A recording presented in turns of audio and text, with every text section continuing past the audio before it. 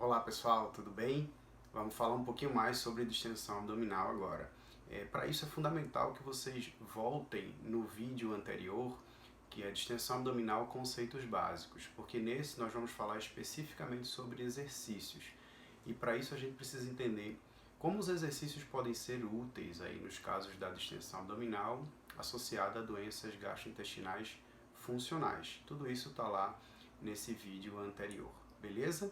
Então, começando de forma mais específica sobre os exercícios, como vocês já sabem, a distensão abdominal associada à doença gastrointestinal funcional, ela tem de forma associada a desordem motora, ou seja, uma descoordenação muscular, podemos chamar assim, uma alteração de resposta motora envolvendo principalmente abdominais e diafragma. Isso é o que existe de forma mais específica, né? Porém, o que a gente tem? Dois grandes grupos de exercícios que podem ajudar essas pessoas. Os trabalhos classificam basicamente como exercícios gerais e exercícios específicos. Então, daqui a pouco eu vou falar sobre os exercícios específicos. Quero começar com os exercícios gerais, beleza? Em termos de exercícios gerais, muita coisa já foi avaliada em termos de eficácia, né, para melhorar esse sintoma, né, da queixa de estufamento. E o que se mostra mais eficaz são exercícios aeróbicos, porém com a regulação muito importante sobre a intensidade, né? Usar uma via aeróbica que não seja intensa parece ser uma forma muito eficaz de ajudar essas pessoas, principalmente com a regularidade, né? Isso é o fator mais relevante. E aí outras coisas que se mostram bem interessantes para favorecer a manutenção, né, da prática o gosto, né, do paciente, ou seja, o prazer dele, a atividade que ele tenha uma satisfação de realizar. Por isso que é muito indicado que a gente tente se adequar ao que é o gosto e a intenção desse paciente em termos de exercício, porque dá para fazer muita coisa de forma aeróbica. A gente tem o péssimo hábito, às vezes, de achar que aeróbico é só corrida ou caminhada, bicicleta, mas não, dá para fazer praticamente qualquer modalidade, né, de forma aeróbica, basta regular um pouco os parâmetros, né? Então é bem interessante se adequar ao gosto. Você tem muitas pacientes que preferem, que adoram dançar, então nada melhor do que encorajar a prática regular da dança com uma característica aeróbica, né, para que essas pessoas tenham o benefício, né, do exercício aeróbico como exercício mais geral, né? Regulando, como eu falei inicialmente, principalmente a intensidade. Usar uma escala subjetiva de percepção de esforço e não deixar que esse esforço seja intenso. Ele precisa ser no máximo moderado. Para um início de um processo, se ele for leve, melhor ainda, tá? A gente tem esse benefício associado ao exercício aeróbico, principalmente pela neurofisiologia, né? Pelo coquetel químico associado ao exercício aeróbico, não necessariamente pela mecânica, vamos dizer assim, pela variação de pressão no abdômen. Não parece ser muito isso o fator que ajuda. Tanto é que não importa muito o tipo de exercício aeróbico, desde que seja aeróbico, tá? Então isso é uma coisa bem relevante. Partindo agora de forma mais direta para os exercícios específicos, a gente vai atuar principalmente nessa desordem motora, nessa resposta alterada que se manifesta associada a alguns gatilhos como fatores estressantes e principalmente fatores alimentares, tá?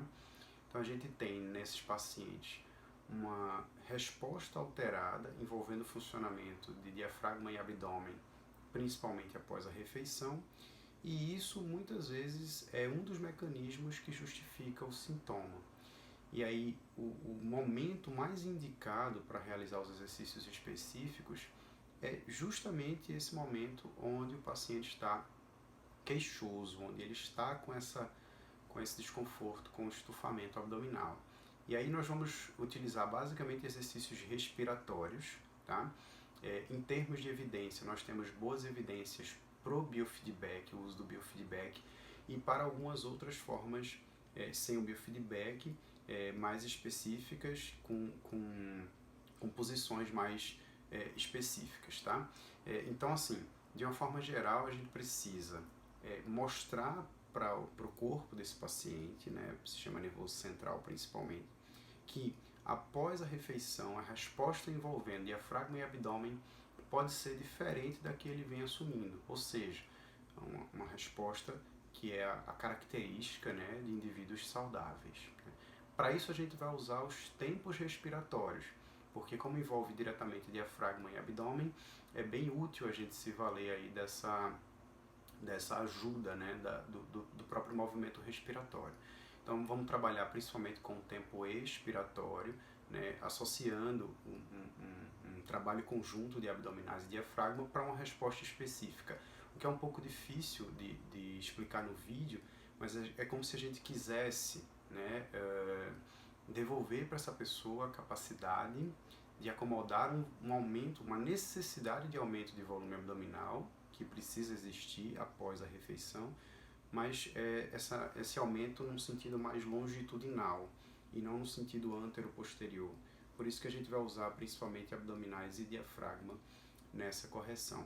E aí dentro de cada prática, né, o pessoal do Pilates pode usar de um jeito, o pessoal do consultório pode usar de outro, enfim, até ambulatório, enfermaria, paciente acamado, dá para fazer, tá? Então, dividindo, nós vamos ter os exercícios gerais, que já são muito úteis e eficazes, e associar a isso o exercício específico, complementa e potencializa esses efeitos, né? Lembrando, o exercício específico deve ser realizado no momento de queixa, quando o paciente está sintomático. Eu comparo o exercício específico, quando eu vou explicar para os pacientes, com um antigases, né? Eu pergunto para eles, quando que você usa o antigases? Aí ele responde, quando eu estou com desconforto. Então pronto, essa é a melhor hora para você fazer o exercício. O seu exercício agora é comparado a um antigases. Respeitando só aí uns 20 minutinhos após a refeição, porque a gente não quer retorno, né, gastroesofágico, que isso é um outro mundo, é um outro tema que eu abordo mais para frente, tá? Respeita esse tempo pós-refeição e lança a mão dos exercícios específicos, utilizando o tempo expiratório para favorecer principalmente a subida desse diafragma, o que é o mais relevante, beleza? Então, esses exercícios específicos precisam ser realizados diariamente, né? Nós temos períodos aí avaliados de 4 a 6 semanas, o que se indica na prática pelo menos 6 semanas, porque a gente está falando de uma reorganização, uma mudança de resposta motora automática, né? Então isso precisa ser trabalhado diariamente para que uma vez volte a ser um padrão involuntário, um padrão de resposta natural, né? Isso é bem relevante. O exercício específico, além de ter essa possibilidade de atuar realmente de forma eficaz no tratamento, ele pode muitas vezes ser usado como medida emergencial, né? Numa situação de maior desconforto com a distensão abdominal e o estufamento, ele é utilizado de repente num evento social, numa reunião, num momento relevante ali que a pessoa precisa ficar um pouco melhor, né? Isso tende a ajudar bastante. Beleza? Bem, eu espero que tenha sido útil. Existem as limitações, né, de um recurso de vídeo, onde é difícil explicar de forma muito técnica o exercício, tá? Mas dá para ter uma noção de como a gente consegue ajudar essas pessoas. E aí, para fechar, eu queria ressaltar a relevância aí dessa atuação. Por quê? Porque tem muita gente que sofre com esses sintomas, né? Aproximadamente 20% das mulheres em geral e 10% dos homens. Isso eu falo basicamente da síndrome de inchaço abdominal funcional. Se você pegar, por exemplo, a distensão abdominal e o estufamento como sinal e sintoma de outras doenças gastrointestinais funcionais, como síndrome do intestino irritável, constipação funcional, dispepsia funcional, esse número aumenta assustadoramente. A gente tem realmente muita gente sofrendo com essa queixa, né? É uma queixa de desconforto com estufamento, um abdômen que vai estufando ao longo do dia e tem normalmente seus picos ali ao final da tarde ou à noite. Isso traz alterações associadas de frequência respiratória, desconforto respiratório também, e realmente é bem útil poder ajudar essas pessoas com a prática de exercícios gerais específicos, ok? Eu espero que vocês tenham gostado, espero que seja útil. Dúvidas, maiores informações, deixa aí nos comentários e a gente vai esclarecendo. Beleza? Um abraço e até o próximo.